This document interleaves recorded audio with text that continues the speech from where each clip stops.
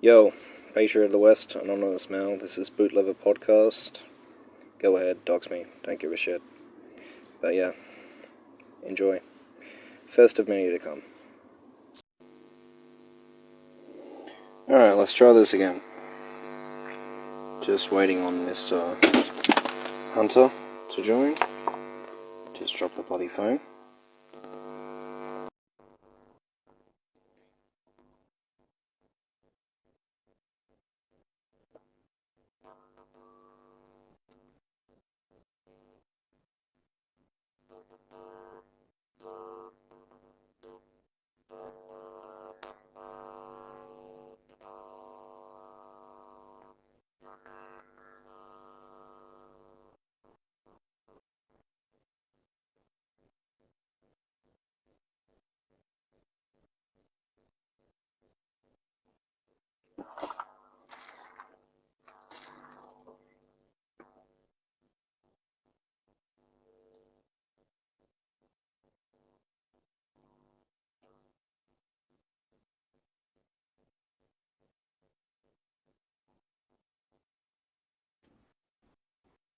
Testing. Awesome. You're here? Yeah. Sorry. Okay. I was trying to do things real quick. Go ahead. Before we get into this, are you cool with me after the stream ripping this off of Facebook, trimming it down, and posting it on YouTube? I won't mention your name and whatnot. Thank you. That's all. That's fine with me.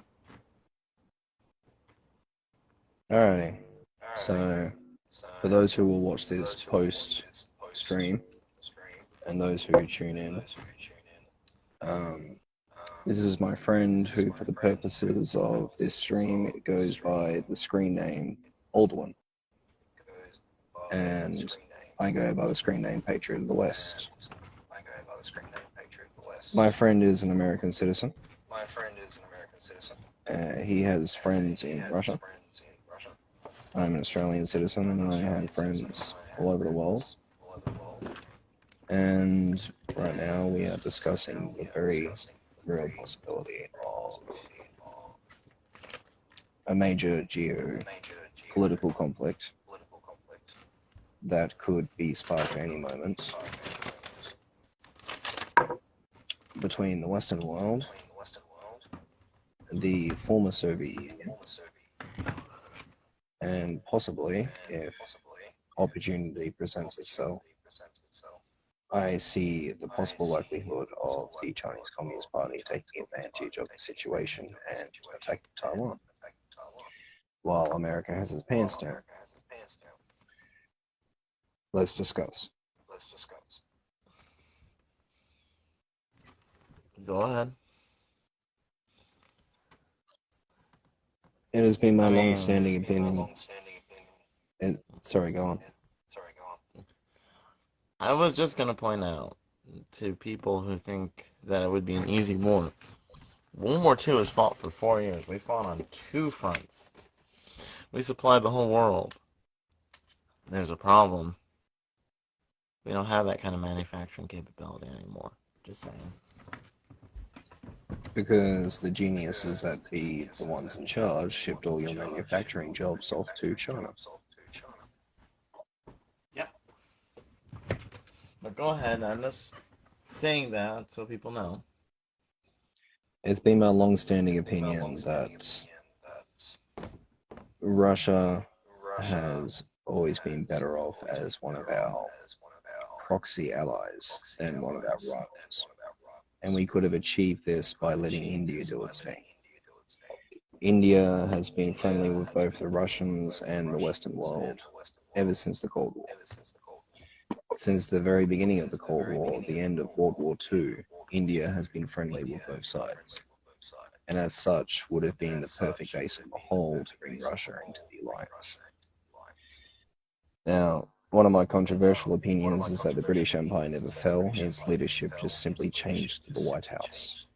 To elaborate on this point, I'm saying that the Americans more or less became the military hegemon of the British Empire, and although India gained its independence, Australia really only had home rule, and same with Canada, both of which have followed the Americans into more wars than the British Empire, which is to say, you know, dirty word for Facebook and YouTube, but I don't really give a shit.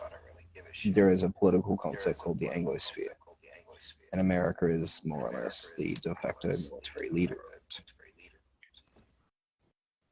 The Anglosphere has come to encompass NATO, the European Union, the UK, the United States, and its vassals. We more or less act as a single alliance. And in the last big war against the naughty Austrian with a dirty mustache on his lip, we fought alongside the Russians. There's a quote from, I believe, Winston Churchill, that World War II was won with British brains, American brawn, and Russian blood, because they lost more people to the Nazis than any of the other allies. There was actually a point where the Russians wanted to join NATO, and we rejected this. That set us back another 60 years,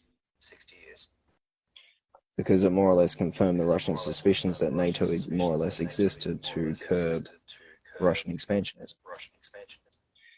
And if you want to know why Russia wants to expand into Ukraine, you don't just have to look back at the Soviet Union days, but you also have to look back at the old Russian Empire under the leadership of the Tsars.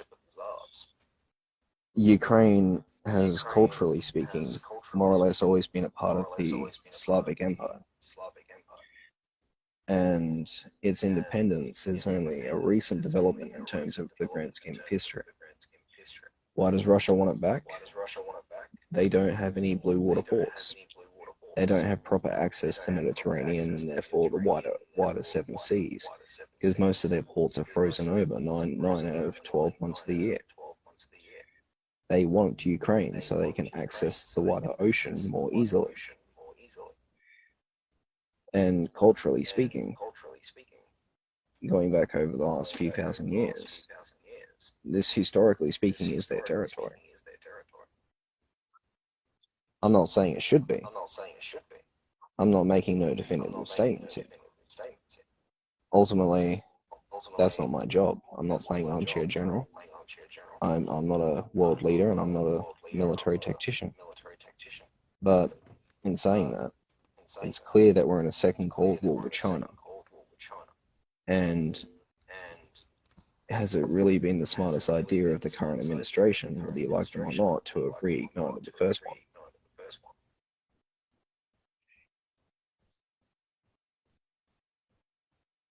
Yeah, I mean, people have to realize that if we fight a two-front war, context. In World War One, Germany was outmatched in most every way. They fought on the Eastern Front and the Western Front. They even had forces in Africa. In World War Two, they had North Africa, Tunisia, France, Eastern Europe, all the way to the Volga at the height of what they had. That they fought a huge war with minimal amounts of manpower. They did some incredible things. Not saying it's right or wrong. They managed to hold a lot by it with very little. We've lost our industrial capacity like we used to have. We've had a lot of issues. And in order for us to survive in a war like that, we would have to have a one-front war. If you have a two-front war, you get stuck down like Germany. And so here's the thing. That's not good. Like I said, I'm not here to play armchair general. But if you indulge me for a second and allow me to commit that same cardinal sin, a war with China, even without Russia's help, Russia being neutral, could be won through unilateral action between all the alliance countries. And when I say the alliance, I mean every possible ally that America has to throw at it. The Australian Navy, the Indian Navy, the Canadian Navy, the British Navy, the French Navy, so on and so forth. I can run down the list. Japan, even though technically they only have a self-defense force, but that's questionable. Won't get into the whole war crimes of the Japanese or anything like that, but still. Point is, if we combine our navies and blockade the South China Sea and stop all trade from going in and out and starve them out, I don't think the People's Liberation Army will turn around and support the CCP for very long when they're starting to get hungry and they see the very farmers that, feed them starving even more than they currently do. We could do that. We could defeat them by scuttling their navy while they still have a shithouse navy and a shithouse air force to stop them from getting any troops off the ground. But that would be too easy. No. Even though that's the most logical way to do it, and with Russia's help would be done even quicker, they would want to commit boots on the ground. Because, realistically, and I'm not going to go into conspiracy theories here, but this is all about population control. Right? China has the single biggest army in the world. Probably not the best equipped, but the biggest. Russia's probably got in the top 3 in terms of numbers. America's got the best equipped, the world's best funded. If this devolves into a true front war, even with all of America's allies, it's going to be a slaughter. And, well, without diving into conspiracy theories, there is such thing as certain agendas.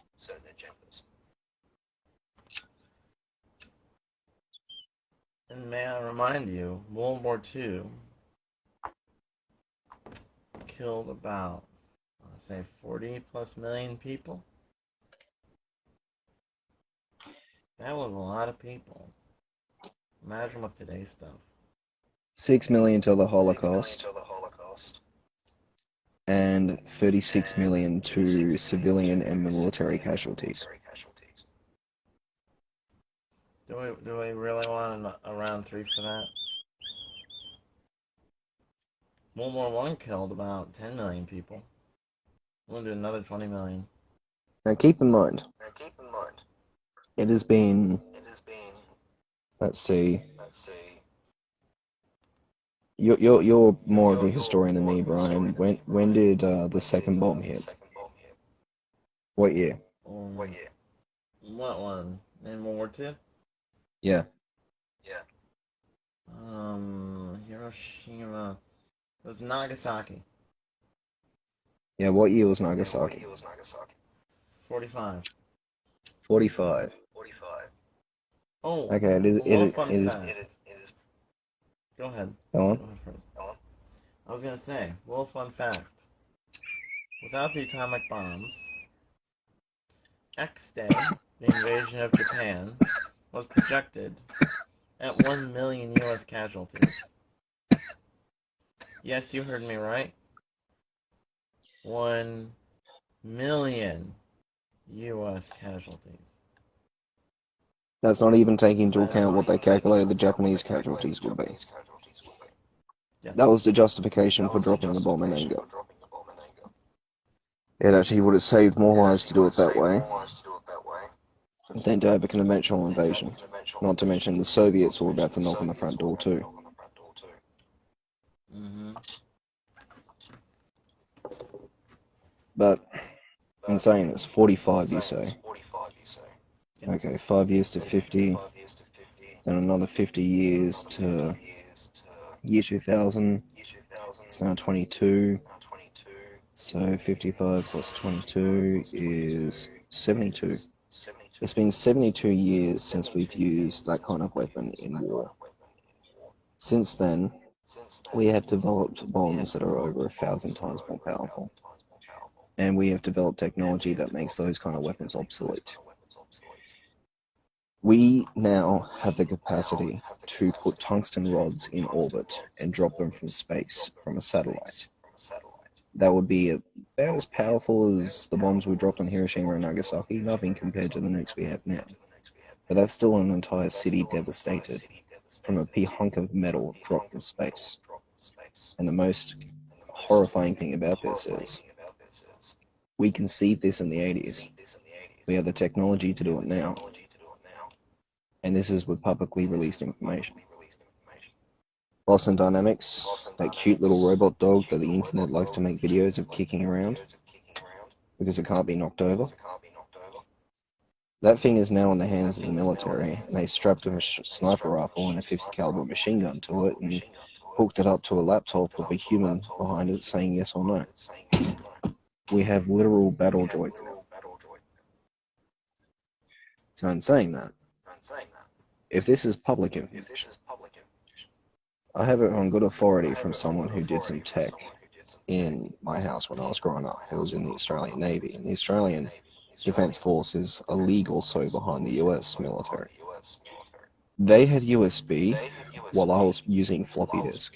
In fact, they had terabyte hard drives. So what they're publicly releasing is usually 10 to 20 or 30 years behind what is currently experimental. If they're willing to talk about this robot dog having a machine gun, what are they waiting to deploy? Another few things people might find interesting. There was a show I watched, let's say, maybe 10 years ago? Hard to remember. It's called Dogfights. And, it shows the history of aerial warfare. One of them was future dogfights. I found it very interesting. The very last dogfight you see in it. And keep in mind, they covered everything from World War I till today. For future ones, it was scramjets. For those who are not aware, a Go ahead. scramjet I was about to do the same thing. A scramjet is... Have you ever watched Star Wars? Like space fighters? It's just before that. The TIE Fighter is a science fiction depiction of a scramjet, essentially. It's a twin ion engine. The way it works is it sucks in matter and then spits it out at hypersonic and superheated state, which propels the engine forward. You still need a conventional jet to get up to enough speed to suck in enough matter, but once you get to that speed and the scramjet takes over, you go into hypersonic speeds.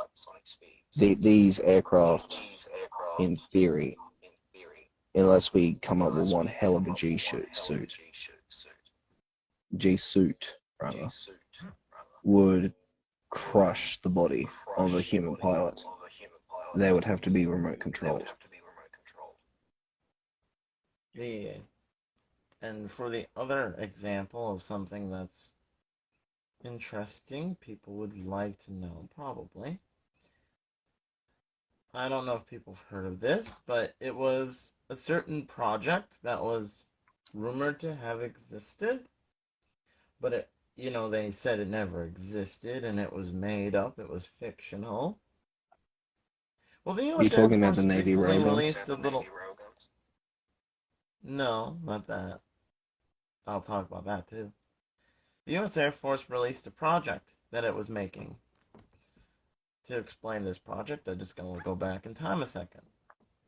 We had the A-12, then the SR-71 Blackbird.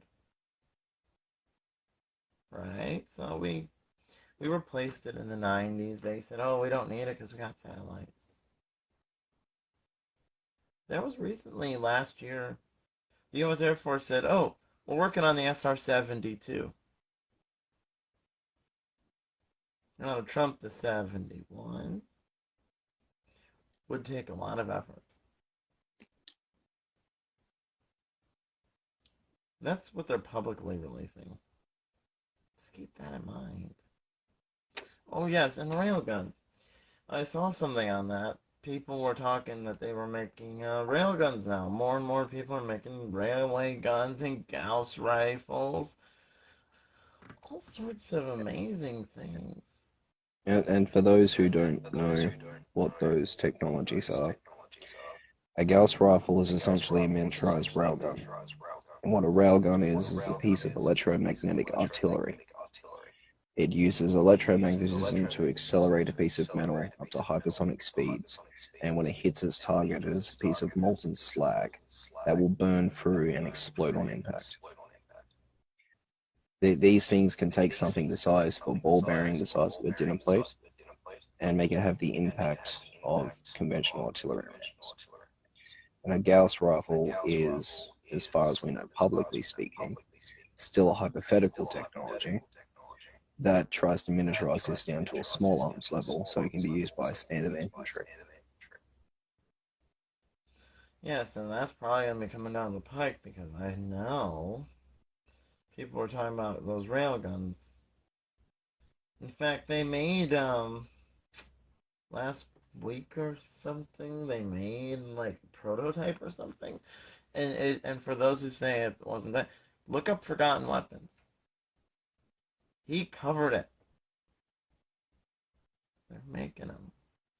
And once the military gets them, you know, all those rifles, M16s, M4s, G36s, all that stuff, that's going out the door once they get that going. Hell, there wouldn't even be a need for laser weaponry, which they have prototyped. The problem with laser weaponry at the moment is that you need to carry a massive backpack full of batteries to get off 4 or 5 shots. And then the thing overheats, and then you have to cool it down and recharge the batteries, and so on and so forth. But devastating piece of weaponry, and pinpoint accurate because lasers travel at the speed of light. You just have to be able to see your target. And There's but other, more or there's less, a other Gauss rifle can technology achieve that the I've, same thing. and I will say there are other technologies I have heard could exist, and some of them I'm not saying, but I've heard. All I could say is if you look at Fallout, there's some of that technology may or may not exist. There's reason to believe power armor is a thing. Like, we've been mucking around with mech suits since the 80s. The only problem usually seems to be is the power source. But see, that's the thing. This is how World War III would look. We could be dropping pieces of metal from space. We could be shooting pieces of metal hypersonic speed at each other. We could be sending battle droids, literal fucking battle droids, into town. And God forbid someone pushes the button and actually goes nuclear. Now, personally, I don't see it ever getting that bad. No one's going to be insane enough to push the button. But out of desperation, people do crazy cowardice things. If one side or the other ends up on the back foot, I wouldn't put it past anyone as their last desperate attempt. You gotta keep in mind, America has nukes, Russia has nukes, China has nukes, North Korea has nukes now, India has nukes, Pakistan has nukes, Iran is developing nukes, Israel has long suspected to have nukes, as with South Africa. England has nukes. Oh France no. has nukes. I disagree here on one thing. Mm. You said is developing. They are not developing. They can make them. Not a proper one, but a whittled down version they could make. And that could be used by anybody. They could put them And the in a problem with a whittled backpack. down version is it's What? effectively a dirty bomb. Yeah, that's correct. And Those they things have could way more load that. fallout.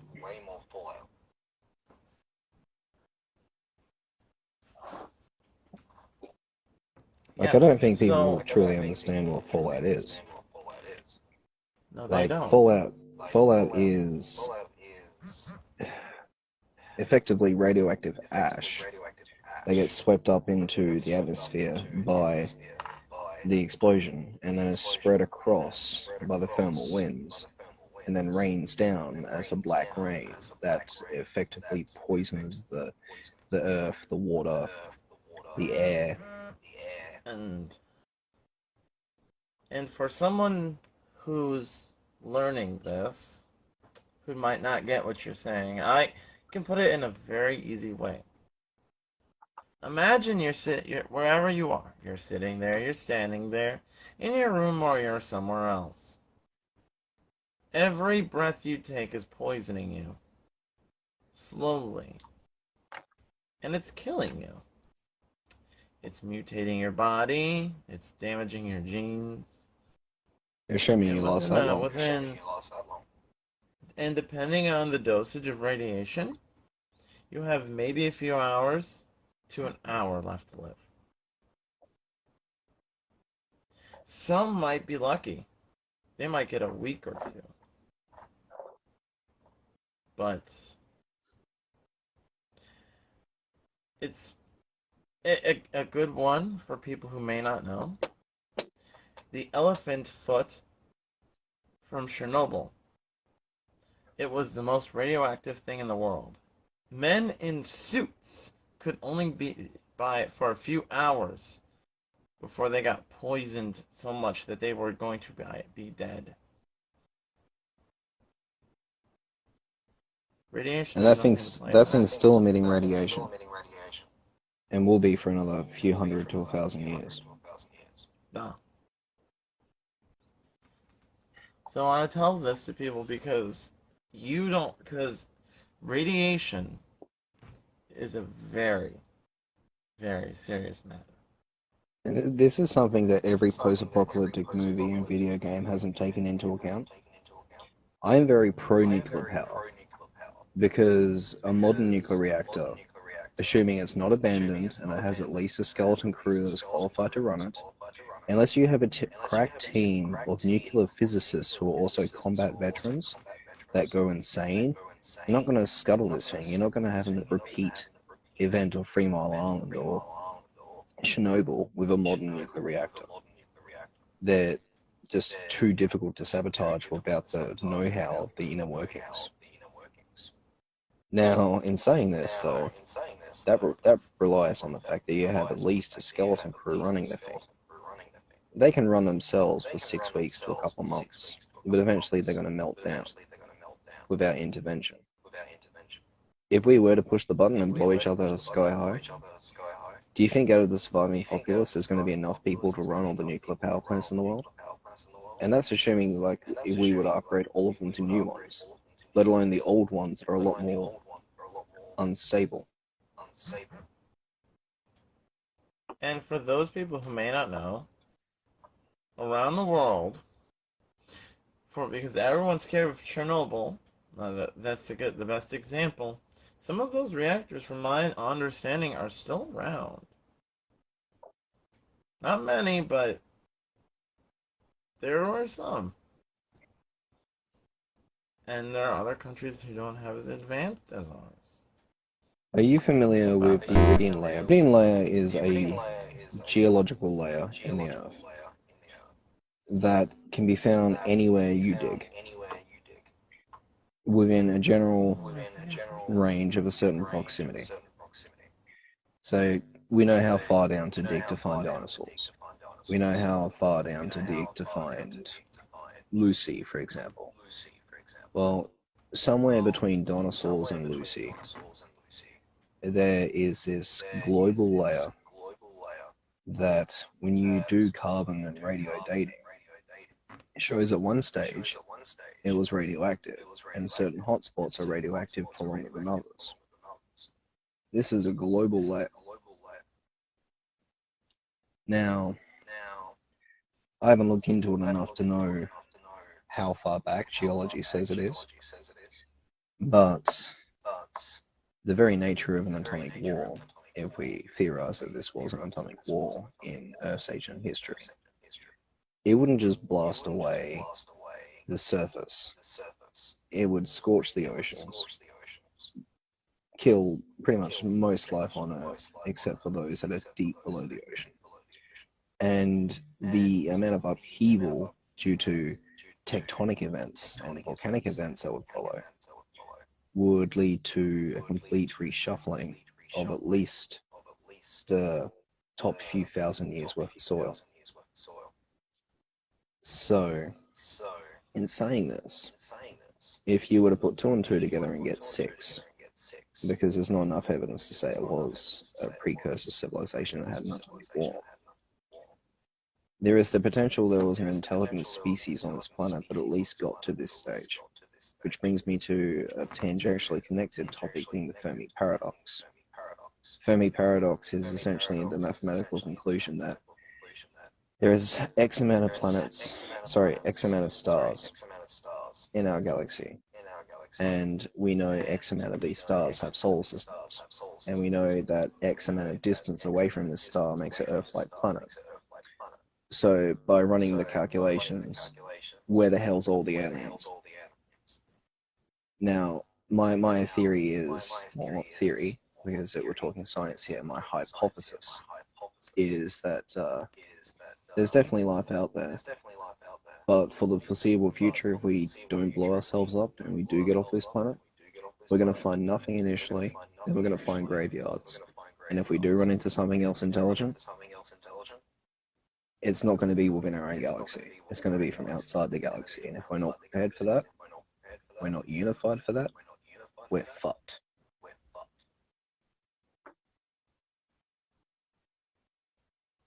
I think you're right. Because why would there be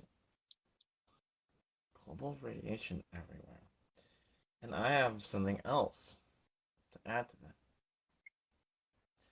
There is in South Africa a little mine, right? You might say what's interesting about it. It's a self-generating nuclear reactor, basically. A very primitive one. You're talking about naturally occurring fission, yeah? Yes. Mm-hmm. I think that's how they first discovered the iridium layer. Another thing, and we'll add to what you said. You hear this, and you see this on a lot of shows, but it's true. You'll see certain trends among ancient civilizations. They all seem to mention civilizations with flying machines. A lot of them have depictions of men coming down from space in their mythologies. Space-looking suits, yes. The point is, another thing I remember vaguely, if you look, as an example of this, China, they mention dragons. Can we think? I mean, I'm not going to dive into the conspiracy theory, but if I can lend some credence to what you're saying. Mm-hmm. Where was I going with this train of thought? 2 seconds. The okay, Atlantis, yeah. Everyone's like, there's no way Atlantis ever existed. A little known cousin of Atlantis was Troy. Everyone used to believe that the Iliad and the Odyssey and the Aeneid, to a certain extent, were all based on mythology, and there was no such city as Troy until they found it. Mm-hmm. So, here's the thing. You will see in China, they show dragons. Can we think of an ancient being that we know existed that looks like a dragon? Dinosaurs. You might say, why, that would be wild. The Aztecs, or one of those civilizations in South and Central America, have depictions on their walls. Look, The they look cave like paintings of velociraptors. yes. And in supposedly in some places in the world, they have reported seeing strange things. Africa, for example, they reported this in the 1900s. I believe you're Point referring is, to. I believe you're referring to the expedition to try and make contact with one of the untouched tribes.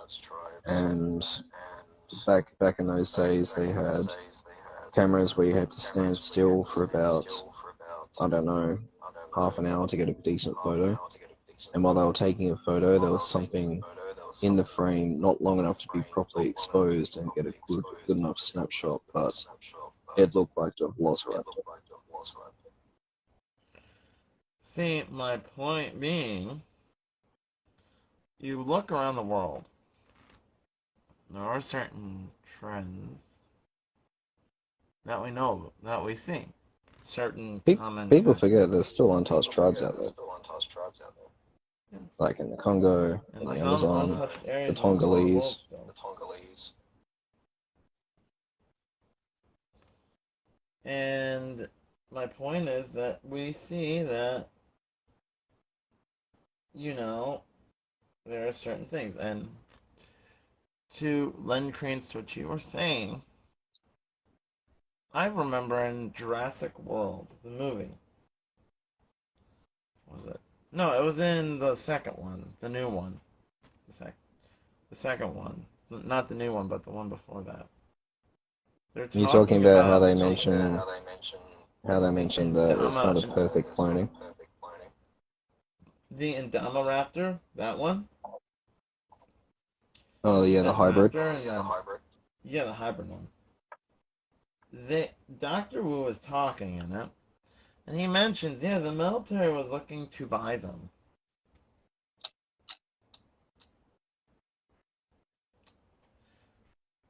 Now, I'm not saying we would as a civilization, but if we had them available today, what military wouldn't buy them?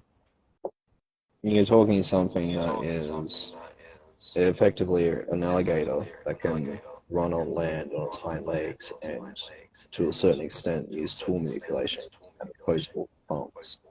And if you look at the Mm-hmm. skull of fossils of velociraptors, they were at least on dolphin level, if not human level intelligence. My point, and my point being to the listener, how do we know they wouldn't buy them if they were available? I'm not saying they Hell, are now. us humans are evil hairless monkeys. We bought and sold each other. So why wouldn't we buy them? And revolutions like that can be so simple. Mr. Hiram Maxim in 1884 designed the Maxim machine gun because the Europeans could kill each other quicker with it. Not because it was Not because of any other reason other than it would kill each other quicker. What would a raptor do? Have you ever seen those movies? Have you ever watched a dinosaur show? What could a T-Rex do? What could any of those animals do? And there's historical precedence for this. Look up Hannibal. Not Hannibal Lecter. Hannibal, when he fought Rome, He what he drove brought with him. elephants across the mountains. Yes. If we could use elephants, we sure could use dinosaurs. I'm not saying we did, but I'm just saying there's historical records showing dinosaurs all over the world. Who wouldn't use them as a weapon?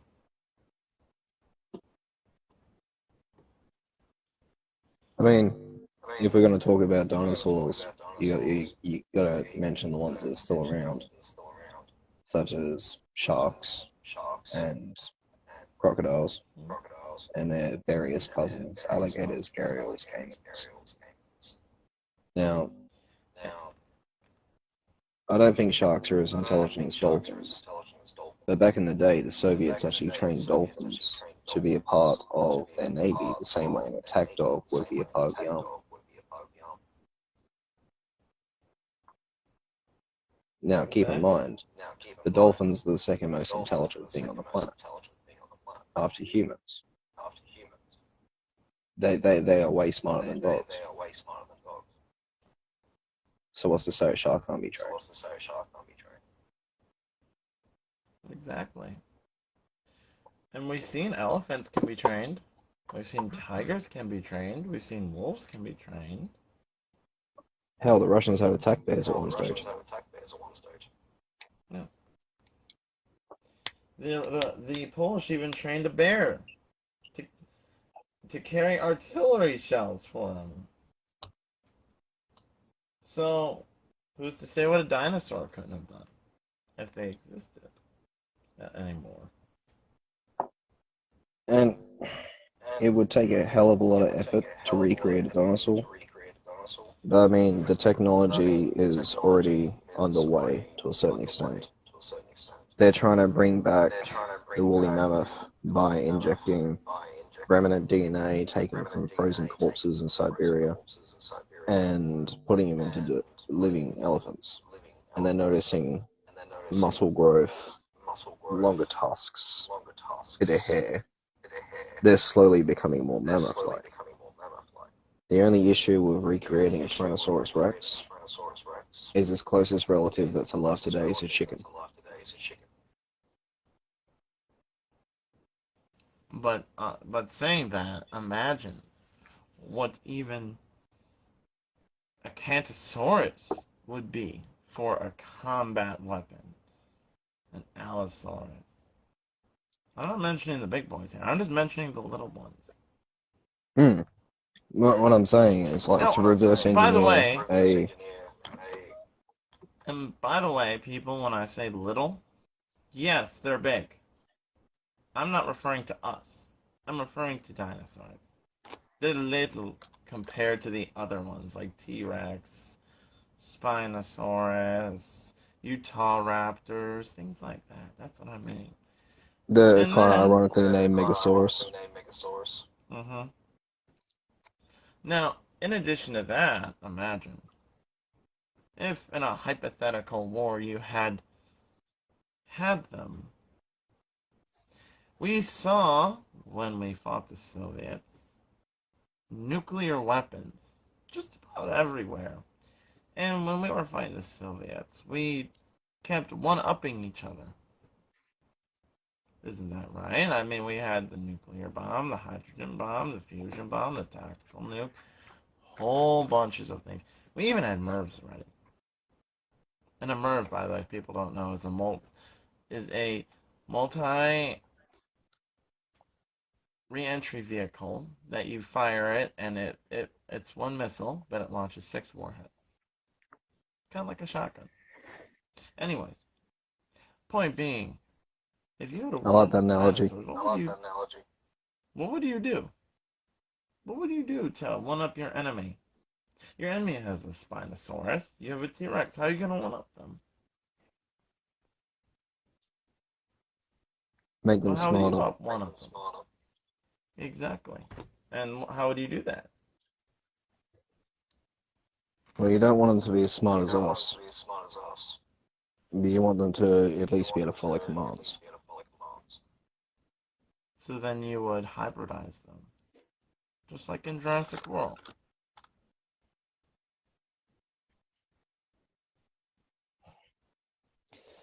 I'm just saying, if there ever was a war like that, you see proof to what could have happened. Of course, this is all theory because there's no proof. I'm a little bit more black-pilled when it comes to this. The way I see it, smart play, like I said, is to do a Navy blockade. But if you commit boots on the ground to this problem, it's going to be wave after wave after wave. And if by some miracle one side or the other is able to push all the way to the capital, then that's when I see the big artillery coming in. Where these hypothetical weapons we've been talking about, like tungsten rods from space, end up going from theoretical to practice. Because why nuke your enemy out of existence when you can devastate the entire city and leave it in ashes and ruins, but be able to move in and build again the next day because there's no radiation. Yes. It makes nuclear weapons obsolete. In addition to those who say we couldn't weaponize animals, in World War II, we came up with an idea to firebomb Japan. It's called the Bat Bomb.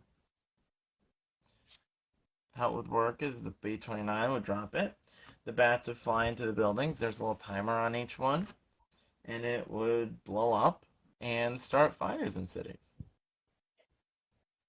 And it worked. A bunch of bats accidentally got released, and they accidentally started a fire in a town, in one of the test towns. So there was a similar weapon developed by the Brits, the bouncing dam busters. There were these spherical bombs that would be dropped over the lake that is naturally formed when you build a dam across a river.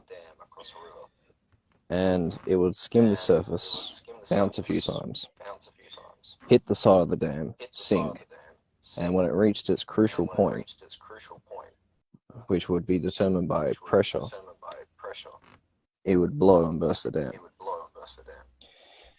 Now, in saying this, there is a very, very big dam in China. Now, I'm not remotely suggesting that one commit that level of atrocity, but there's also technology out there that can seed clouds to make it rain, and if you make it rain somewhere long enough, and you drop something in that water that can be hidden, imagine the tragedy. Millions and millions of lives. And that applies just as much to the Western world. They could do that to our dams as well. This could be a very, very brutal war. And these weapons we're all saying are feasible. Every last one of them. They were conceived in the 80s and were popular known science. They are doable now. And to those who say you couldn't even weaponize something like an extinct animal, like a Dolly the sheep, they were cloned. That is doable. It's expensive, but the military, if they really wanted it, they could do that. To expand on that, actually, they are currently in civilian labs experimenting on getting a computer to simulate the human brain. Now, admittedly, there are only a few neurons in out of the millions of neurons that makes up a consciousness. But once they were able to make one facsimile, they would be able to scan, I don't know, a few thousand people to get a baseline, and then boom, they're able to more or less copy someone's entire consciousness, memories and all, by a upgraded version of an MRI. Meaning there's a digital backup of you.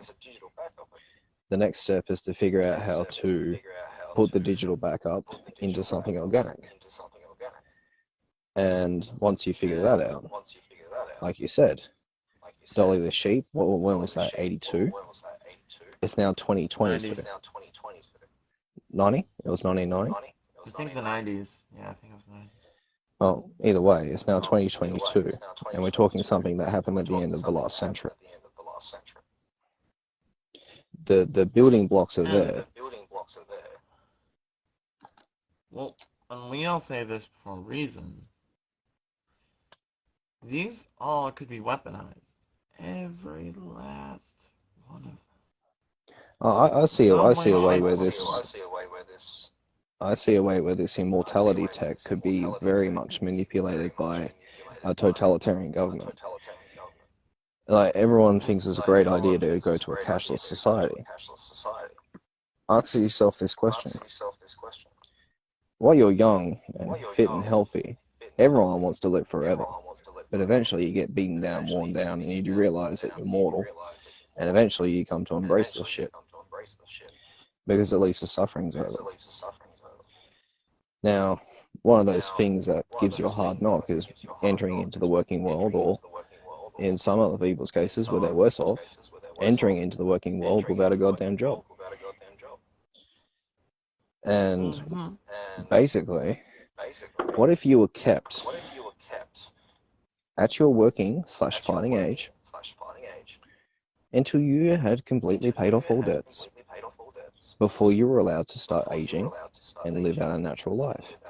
And the second you accrue a debt to someone, well, guess what? Now you have to take your gene therapy booster so you don't age anymore. You have to have saved up enough that you can actually live out a natural life. What is a common saying?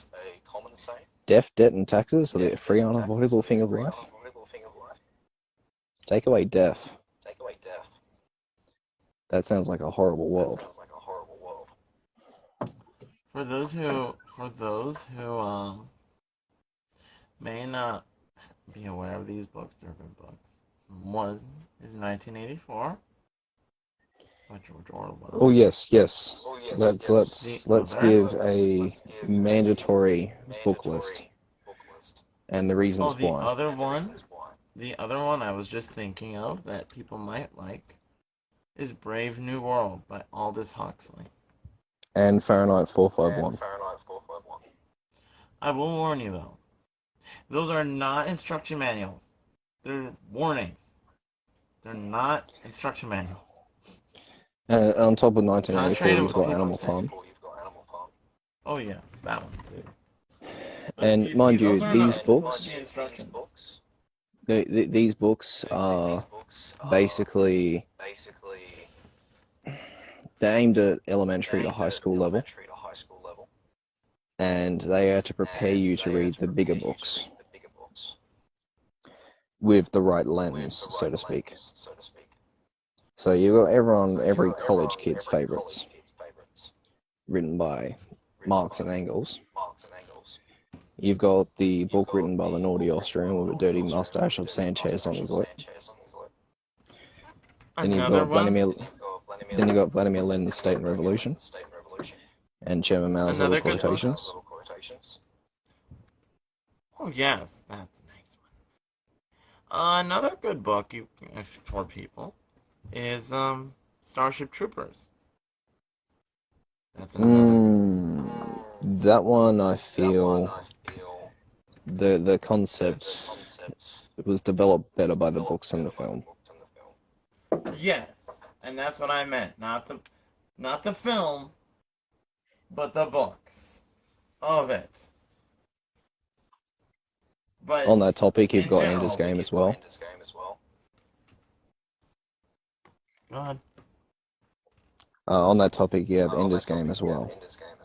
I never heard that one. Like, Starship Troopers is a good lead into Ender's Game. Well, anyway, Basically, the premise behind Ender's Game is that you've got this entire society of humans at war with a alien race that they call the bugs. So there's a similarity to Starship Troopers. Now, they comb through the entire civilization of youth to find those that have the best strategic minds. And they put them through quote-unquote simulations, where they have to win the battle against the bugs. And every time they lose, they get chastised. And when they finally win, they get told the war's over. And that they're a hero. Because those simulations were simulations, they were delayed feeds from the actual starships. That's another way I see the future of warfare going. With drones and virtual reality technology going the way they are, there's no way in hell, 20 to 30 years from now when I have kids, I'll be buying the latest copy of Call of Duty. Because there'll be no way to fucking tell if it's Activision's shitty little cash grab number 122, or if it's actually Operation Anchorage in real life. See, that's the thing, is it's getting to the point where war is a game to people, and war is not a game. To quote Sun Tzu, war is the last resort. War is when everything else has failed. Speaking of which, Sun Tzu's Art of War and Niccolo Machiavelli's Art of War I'd put on the mandatory reading list, along with Niccolo Machiavelli's The Prince. And On War, but I can't remember who wrote On War. Clausewitz. I think that's who it was. But the point is that that wars should be fought as a last resort, not the first. Wars are not always needed. I mean, they're needed sometimes, but you should try and work out other solutions. Now, doing what a certain person with a mustache did, giving another person giving a promise to somebody and assuming that promise is going to be good, that might not always be the best idea. But wars should always be fought as a last resort, not the first. Because people die. People's families lose their people. Civilians die. Those lands that the wars were fought in are decimated. Look at pictures of World War I and II. That's silly. That is unnecessary sometimes. That's why you don't fight wars unless you actually need to fight them. And can I address the other elephant in the room? Go for it. The United States. It seems every election, and I'm going to go as far back as Bush Jr., you lovely Americans are getting more and more divided. Now, it's a bit of a joke on the internet that there's going to be Civil War II electric boogaloo. But people don't really understand what that entails. If, say, 36 to 38 states of the 52 states decide that because all of the electoral power in the country resides in about 6 cities, and none of the rural country is being represented politically, that they are going to use a leftist term, seize the means of production. and prevent the cities from having any access to them. Mm-hmm. The crackdown and the resulting shit show that would happen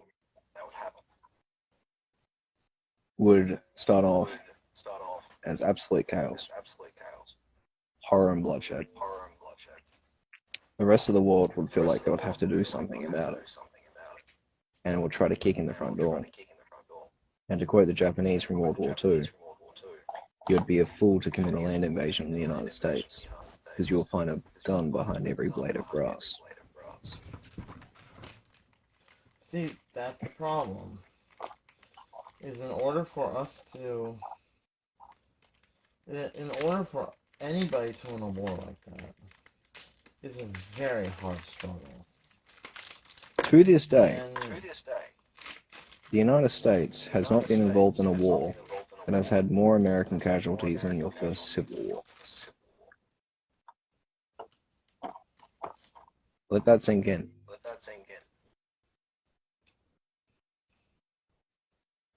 mm-hmm. Like, I think if you combine World War One and World War Two casualties, it gets pretty close. But to this day, the Civil War still claims more American lives than any other engagement you've been in.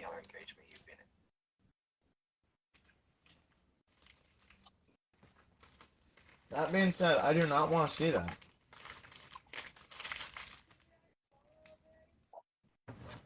Hold on. But you and I both know who I'm addressing by stating this.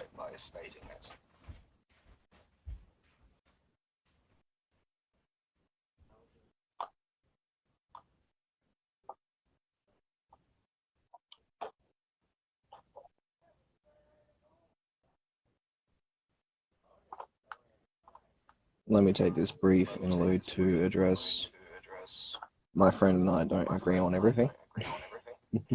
But we do agree on a great deal of things. I'm sure from context you can discern what I do.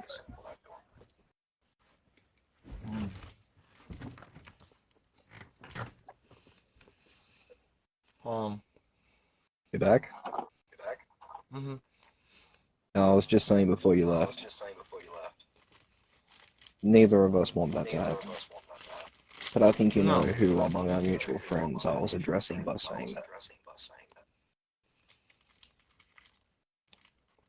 Basically, my bottom line to people, because I have to go do things, is everything we've covered today is very important, because this could be the future. I don't want to see that future.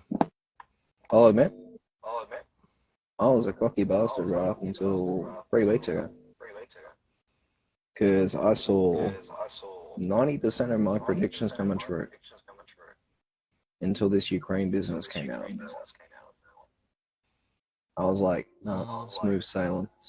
Even if war starts tomorrow, we've got this in the bag. India is friendly with Russia, and if we go to war with China, India's got our back, which means Russia's got India's back. And I'm just like, yeah, smooth sailing. We win. And if we don't go to war, groovy. Just relax and smoke some joints. But with this whole Ukraine business, it's like, oh, that's thrown a massive spanner in the works. Well, ultimately, I hope we don't. Anyways, I gotta go right now, but I'll be happy to do this again sometime. I'll be happy to do this again sometime with you. Yeah, and I have to get a couple other people on. Okay. You sure you want to show your face? No, I was gonna go. I'll see you. Alright, cool.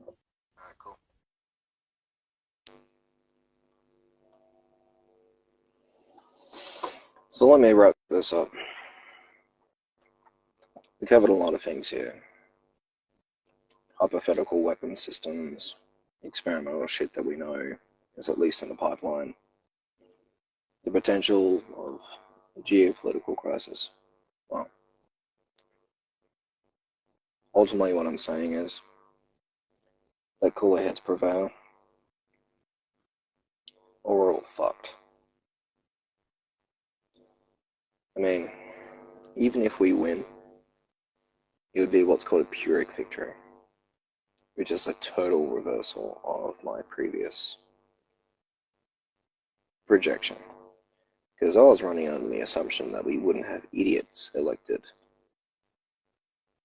that would fuck up an alliance that has been slowly fostered over the last 60 years. If I was to play armchair general with this whole Ukraine situation, I would partition the state in two. Western Ukraine, Eastern Ukraine. Western Ukraine will be a buffer zone where NATO can't enter and Russia can't enter. And Eastern Ukraine allows Russia to have access to their blue water ports, because that's ultimately what they want. And I would have left it at that. Doesn't look like it's going to play that way. So I'm in. As I've always said, I am not a prophet, I am not a guru, I am not your god. I am just some cunt who pays way too much attention. And I will own that I did not see this coming.